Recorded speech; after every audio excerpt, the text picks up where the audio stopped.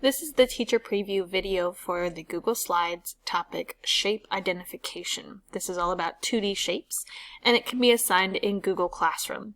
For all of the Google Slides products that I do make for kids, I do include direction videos throughout the whole presentation to show the kids exactly what they need to do. So they just need to click on the play button, and then they'll see me manipulating my screen, showing them what they need to do on theirs.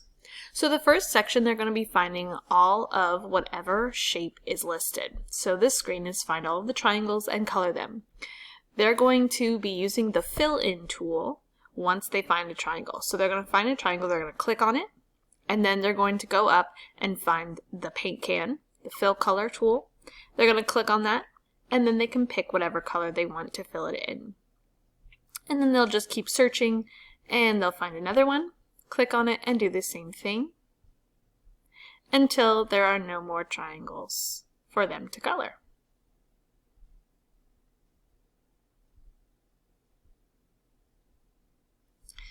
And then they're going to do that for the other shapes as well. And you'll notice all of the shapes down below stay the same, but the shape that they are finding does change. So eventually, they will color in all of the shapes at one point in time. For the next section, they're going to be matching the shape to the one that's colored.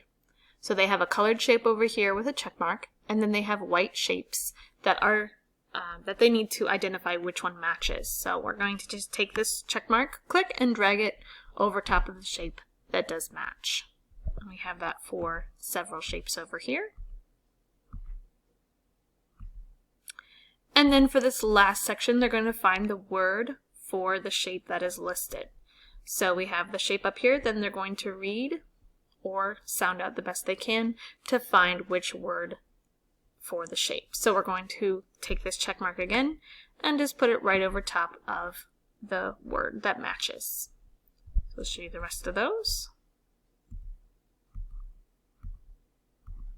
And then at the end, there is an answer key for you. You can print this out or put it on the screen next to you as you are grading your Google Classrooms.